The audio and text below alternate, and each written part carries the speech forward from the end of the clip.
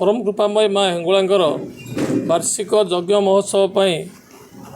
एवं तार सफलता एवं विशेषकर श्रृंखलायुक्त दर्शन लोक भक्त मान श्रृंखल दर्शन आम ये सांबादिक सम्मेलन आहूत करूँ। दीर्घ 50 वर्ष है अनुष्ठान चली लोक मान भल पाइबा पाथेय कर अमृता ग्रामवासी मान सहयोग ये अनुष्ठान आगे चली। ए वर्ष 50 वर्ष पूर्ति उपलक्षे अधिक आकर्षणीय करने ये सांबादिक सम्मेलन आह्वान कराई। चलित वर्ष पूजा माँ एप्रिल मास 22 तारीख ठू कलश यात्रा आरंभ होपर विभिन्न सांस्कृतिक कार्यक्रम प्रति सन्धार अनुष्ठित हम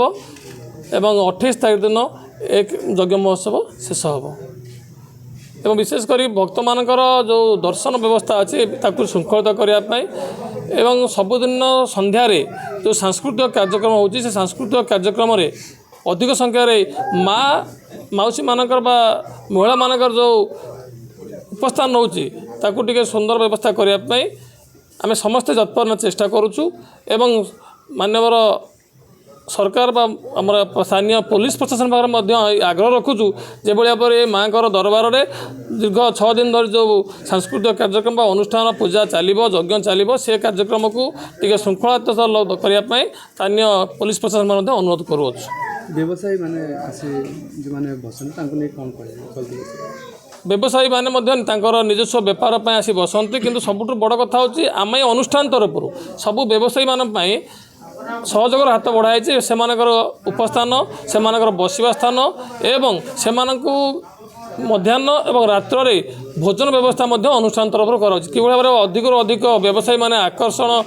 आकर्षित हो अनुष्ठान को आसीपारे से आम अनुष्ठान तरफ संपूर्ण सहयोग दिखाई से कौन प्रकार अर्थ अनुष्ठान तरफ नि जाए अधिकंतु खाद्यपेयर व्यवस्था सुरक्षा अनुष्ठान दि जाए। आउ गोटे कथा रखी आपण सामने ये सांबादिक मान बंधु जरिए आम समस्त प्रशासन बा सरकार पर अनुरोध रखू कि ये पीठर विकास सबु समय समस्त सहयोग रही किंतु जो आवश्यकता अच्छी बर्तमान कल्याण मंडपटी अधूरा ही रही ये कल्याण मंडपटी पूर्णांग